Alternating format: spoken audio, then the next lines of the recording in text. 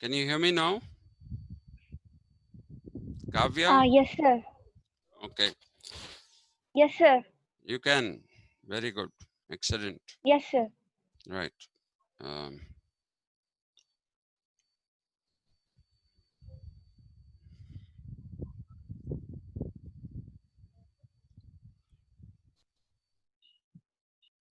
well, I really don't know how it will go today because yesterday we had big rains here, and because of the rains, what has happened is that a lot of trees fell on these internet this thing.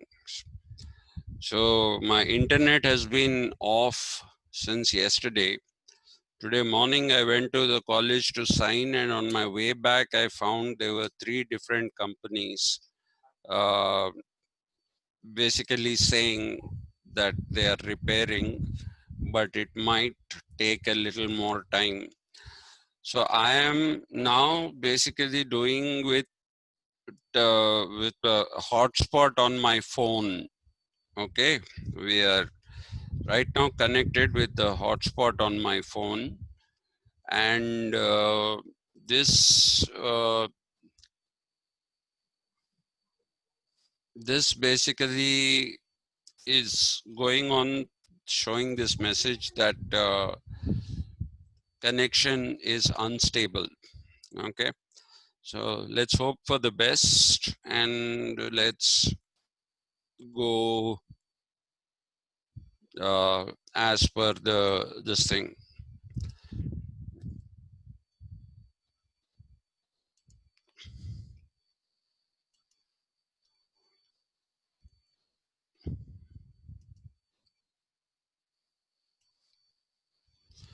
Okay, we were yesterday talking about the relationship between dharma, karma, and niti.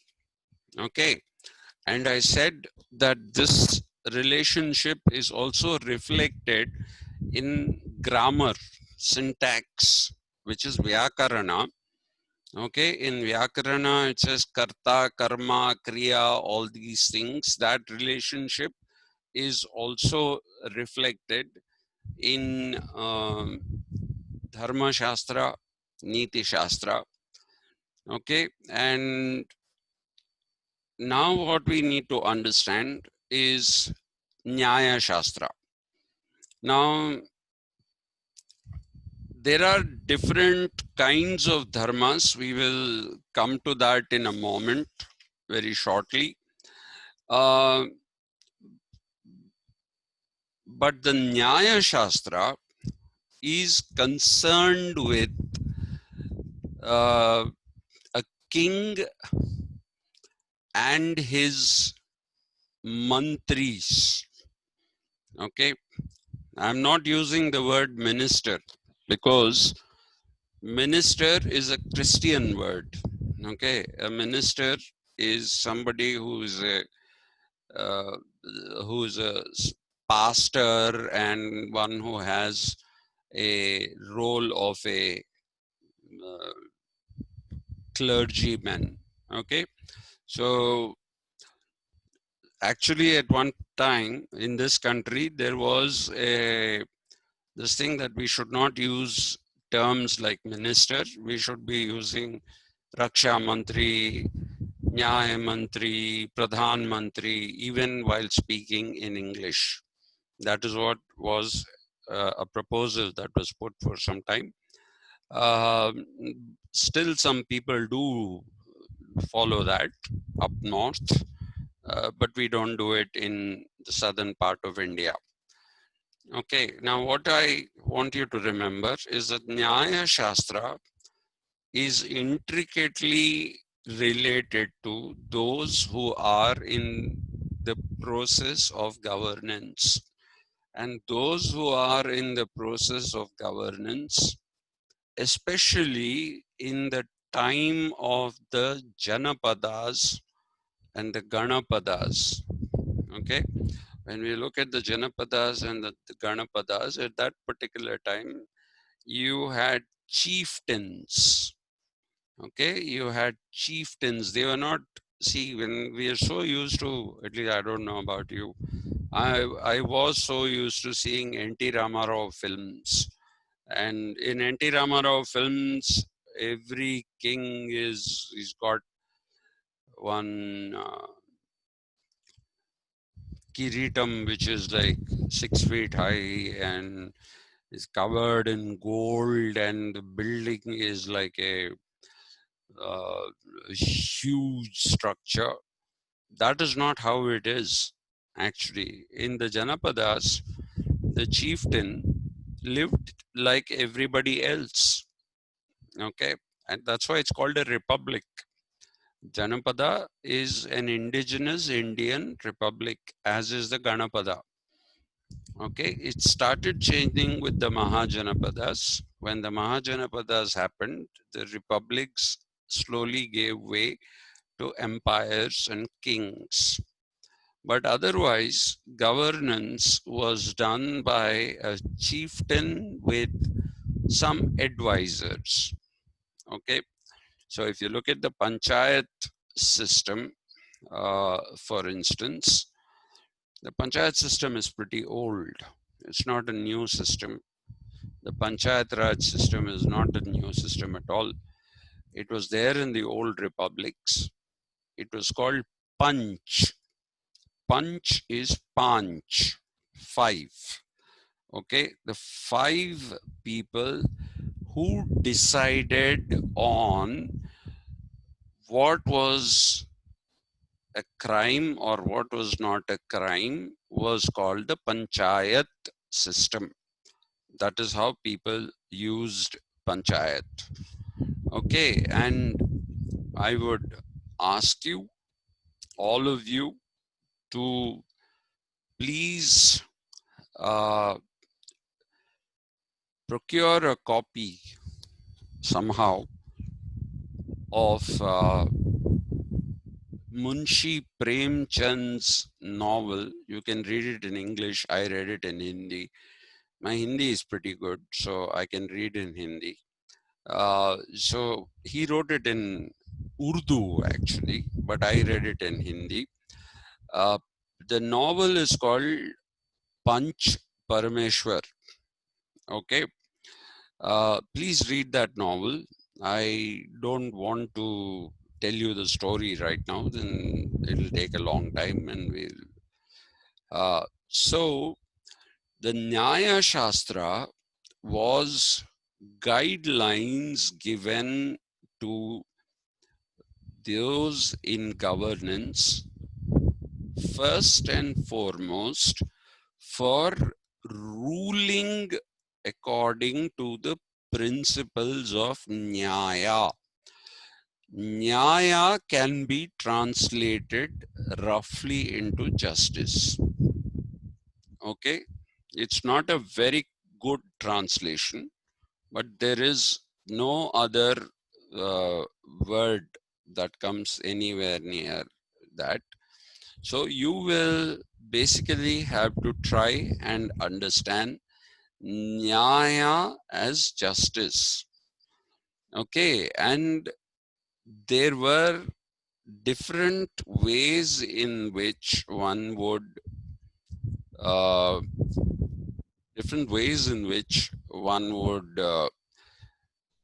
arrive at a concept of justice. I'm not going to go into that because that itself is a large topic. And Nyaya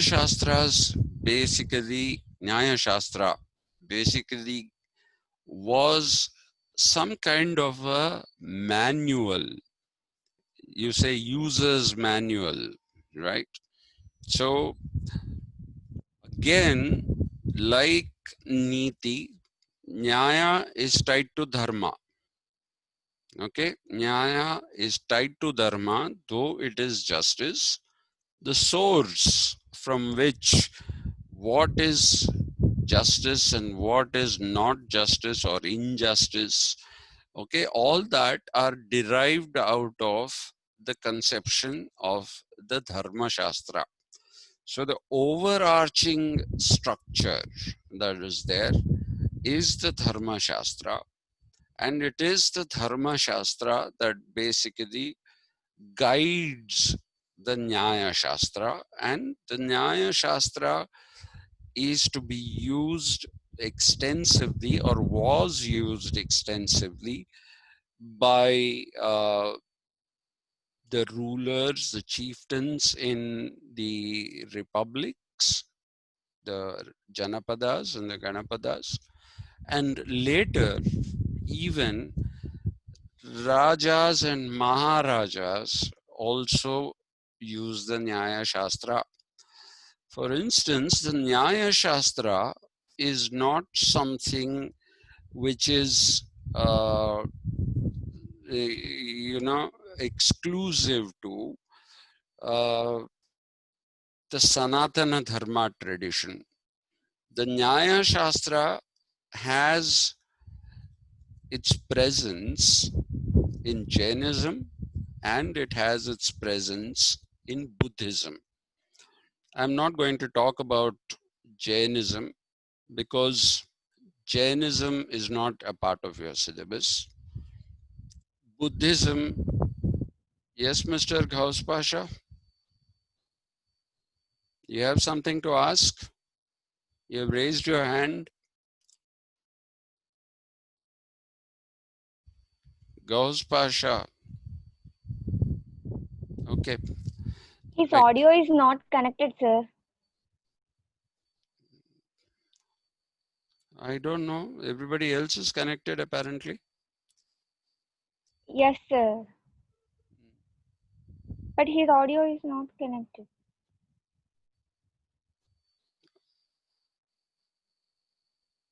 Yeah, he's disappeared now. Anyway, let's get on with it. Uh, what was I saying? In Buddhism, it is important because of what Emperor Ashoka did. Okay, we know the story of Emperor Ashoka and the Kalinga War and the deadly massacre that Ashoka saw in the Kalinga War that made him a pacifist. Okay, he became a pacifist, he became anti war, and he took recourse to Buddhism to find peace and tranquility for himself and for the people in his vast empire. Okay, Kalinga is Orissa. Ashoka came all the way from somewhere in Afghanistan. Okay, and he went to Varanasi, Sarnath, where you have the inscriptions. These Buddhist inscriptions that you see are all about Nyayasastra. Okay, they are all about Nyayasastra, and the Nyayasastra is in the Buddhist tradition linked to the Dhamma, the concept of Dhamma, which is because the Buddhists use Pali as their language. Some of them used Prakrit, but the spoken language of the Buddhists mainly was Pali. They didn't use Sanskrit. Those who were in the fold of Sanatana Dharma, they used Sanskrit. Buddha wanted this knowledge to be available to everybody in society, and therefore he used Pali. Some of them used Prakrit as well. And according to the new education policy, we are supposed to teach students of class 3 and 4 uh, Prakrit and Pali. And apparently, there are 4 teachers in Maharashtra, in Bihar, who can teach Pali and Prakrit, only 4 people. Okay, so how they're going to teach the whole country is going to be something worth looking at. But anyway, so the Nyayasastra is not just Sanatana Dharma, it is also there in Buddhism. In fact, it spread all over India thanks to Buddhism. And all these Buddhist inscriptions, you see that stone inscriptions, like the pillar of Sarnath, is just one example. Okay, if you know, for example, if you know the history of what was once the United Andhra Pradesh, if you look at that particular state, then you will find that there are a lot of Buddhist sites starting from where you have the present Nagarjuna Sagar, that is in Telangana, okay, and it goes right up to, or actually it came from up, because Kalinga is where our Emperor Ashoka started his peace process. So some of them, like Acharya Nagarjuna, they came further down south in the east coast. So you will find that there are a lot of inscriptions in areas such as Srikakulam. You will find inscriptions, Buddhist relics, which have been unearthed in Vijayanagaram, not Vijayanagar Empire, but Vijayanagaram. It is written Vizianagaram because the Andhra people pronounce Z as Jed. Okay, so they write Vijayanagaram as Vizia. Okay, so that there you find, and there are many inscriptions that have been found in Vishakhapatnam, Buddhist relics, and they come right up to the Nagarjuna Konda, which is an island in the middle of the river Krishna. Okay, that's where you have an entire museum of Buddhist artifacts. Though Acharya Nagarjuna was somebody who lived around the area which is today Vishakhapatnam, Vijayanagaram. He was around, he lived in that particular place. But you do see these inscriptions have come even into Telangana. People say that if further archaeological studies are conducted in Telangana as well, we will find more Buddhist inscriptions, because there are, if you look at Telangana, there are a lot of Jain temples, Jain inscriptions. Okay, Telangana is replete with Jain temples and Jain inscriptions, especially places like Bhongir, which is Bhuvanagiri, actually. People call it Bhongir, but it is Bhuvanagiri. And then if you look at Siddipet, okay, if you look at the Karimnagar district, the old Karimnagar district. Now I don't know what district is what, okay, because our good chief minister, in order to rehabilitate unemployed politicians, has moved from some 10 districts to 36. And if he has his way, every street will become a district. And but anyway, so in the old Karimnagar district, there are a lot of Jainist stupas. Jainist and Buddhist stupas, even Buddhist stupas are there. So Nyaya was one of the foundations, and again, this is, remember the Chinese yin and the yang, the balance between the yin and the yang is what keeps the world going, right? The Chinese yin and the yang went from India, it went through Buddhism. Okay, so when we talk about Dharma Shastras also include Buddhism. We talk about Niti Shastras, that also is there in Buddhism. They're not different from Sanatana Dharma. In fact, Buddha's contention was that the Brahmins had deviated.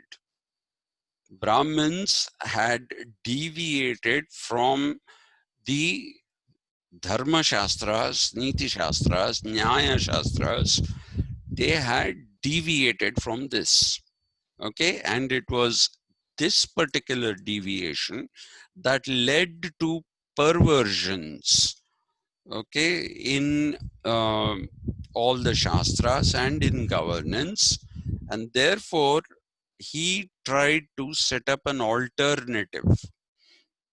Okay, he tried to create an alternative system by involving more and more people and by emphasizing the Sangha. Sangha is Samaj in Hindi, Samajam in Sangham is also there in Telugu. So Sangha is what it is. Okay, so Nyayasastra is how to dispense justice. Then we have Tarka Shastra. I spoke to you about it a bit already. Tarka is logic. You have to use logic in order to understand things. Now, this is one of the Shastras that has not much to do with the idea of Dharma Shastras and the Niti Shastras. Tarka was used more in Vedic mathematics. Okay, it became a tool that people used in Vedic mathematics. It became a tool to understand the cosmology, which was the world, right? It was through Tarka that people got to understand how the solar system functions. I told you, without any tools, without any implements, without any technology, without any of these things, not even paper, right? The Indian astronomers and astrologers were able to predict celestial happenings right down to the second. Right down to the second. Okay, if they said there'll be an eclipse at 9:36 and 30 seconds, it happened at 9:36 and 30 seconds. That was how close and accurate they were. So that was done entirely by Tarka. There are different kinds of Tarka. I just gave you one instance of it, which is syllogism, Tarka Shastra, okay, which is Tripada Tarka, when you arrive at something in 3 steps, right? So I'm not going to talk about this much now because this doesn't have too much of social implications. I am not saying that it does not have any social implication. All I'm saying is that it does not have too much of a social implication. It is much more of a cosmological thing. Okay, but the Mimamsas, we have discussed this already when we were talking about the Vedangas. Okay, I'll just go through that in a bit, so we can move to the next slide. If you go look at the Mimamsas are nothing but critical knowledge. Okay. Uh, we have this understanding that we are, wonderful people. We are greatly educated, and our poor old ancestors, these fellows didn't know anything. They were stupid tribals. Okay, they didn't have any proper understanding of anything. But if you look at Mimamsas, it will change your mind completely. Okay, Mimamsas are those which are issues that people face, and a Mimamsa can also be a critical reflection, or it can be critical investigation. Okay, a very, very critical investigation of dharma itself. Okay, it can critically analyze dharma, it can critically analyze niti, it can critically analyze nyaya. Okay, and that is the reason why I put this here in the Shastras rather than in the Vedangas. Okay, some people will put Mimamsas in the Vedangas, but I put it here. The reason why I put it here is because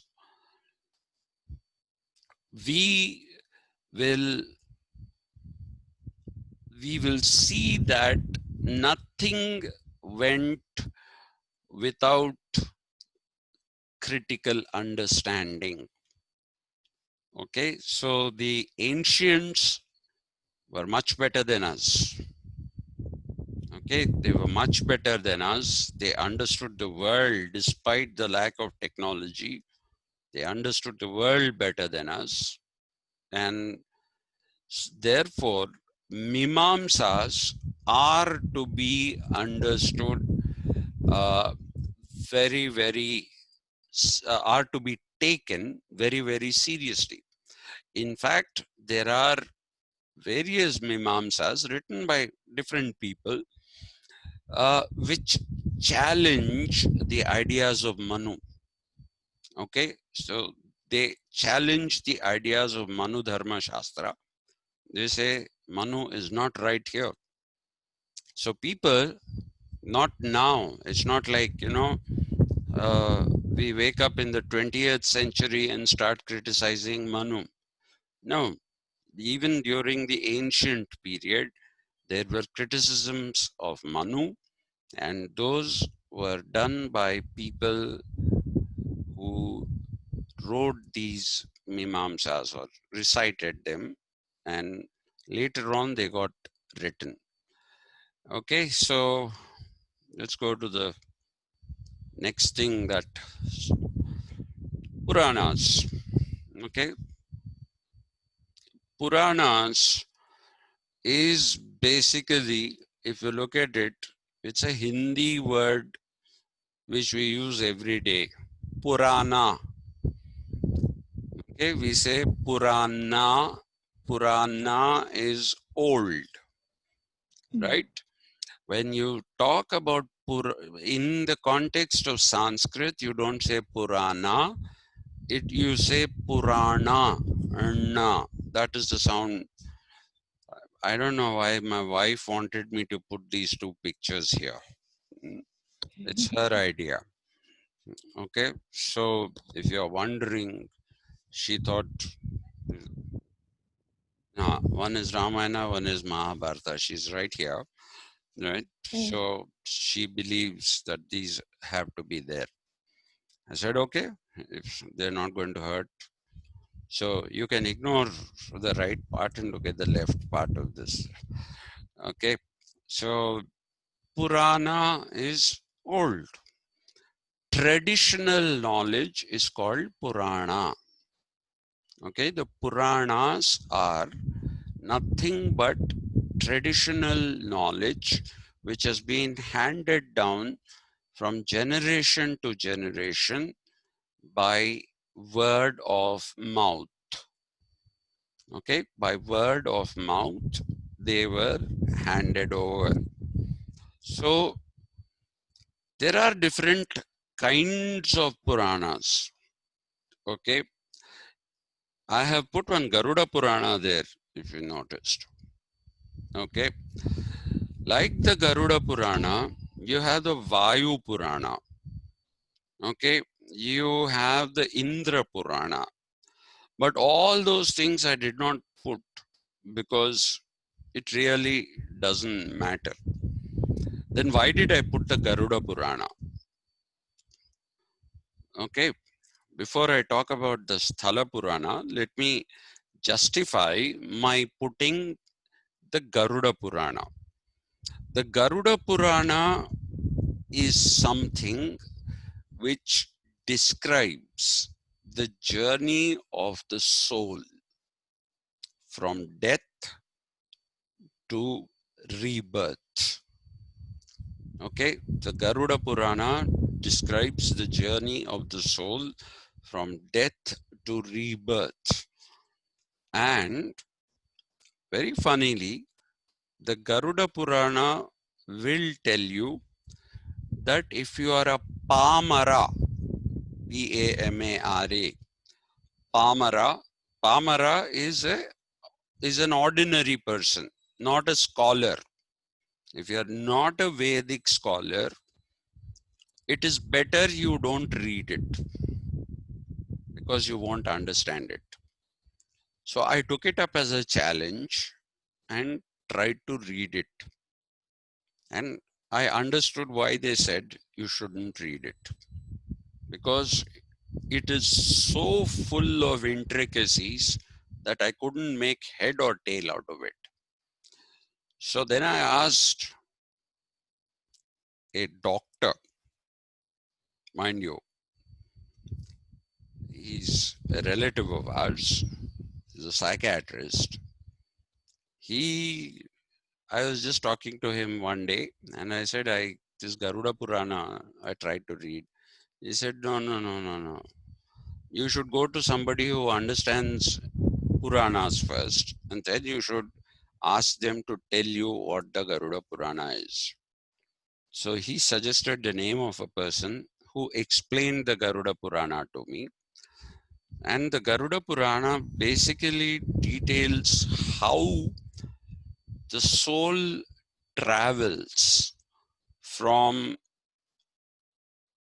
after it leaves the body.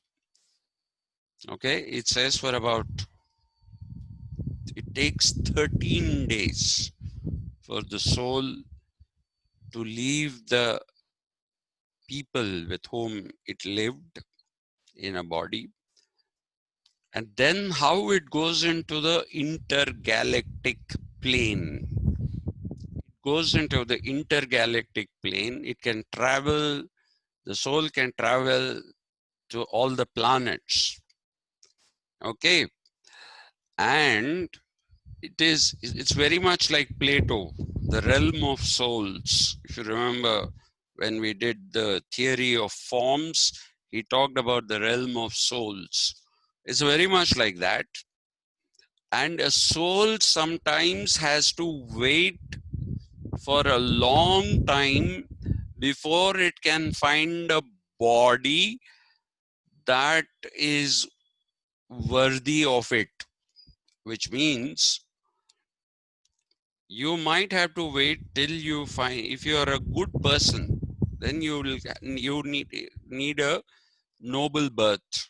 If you're a good soul, you need a noble birth. So you might not get it immediately. Or if you have done bad things, nichatva, that is what it is called, then you need to wait to find something where which will put you in that bracket where you'll have to undergo suffering. So in the meanwhile, what kind of education the soul has? The soul keeps getting educated. So it's not just Plato who believed that with birth itself we have knowledge. It's not just Plato who believed it. Even the ancient Indians believed that we are born with knowledge. Okay, and our birth is determined by the refinement that the soul has undergone in the cycles of life and death. Okay, and all that is in between. If it is a refined soul, then it gets a noble birth. If it is not a refined soul, it will get a bad birth, right? Uh, and if it reaches the highest point of refinement, then it becomes one with the Brahman. Okay, that is what Shankaracharya doesn't agree with, but that is what Nagarjuna will tell you. No, not Nagarjuna, what am I saying? Ramanujacharya will tell you, and that is what Madhvacharya will tell you. Okay, so it says less than 1 minute, so let's wind up here. Tomorrow we'll finish this off. This is much faster now. These are not as intricate as the other things that I've dealt with. So see you tomorrow at the same time, 11:45. Okay. So thank you very much. It's very kind of you. You have been here, and it was 11 at one time. It's become 9 now. Okay. All right. Thank you very much. See you. Have a nice day. See you tomorrow. Thank you, sir.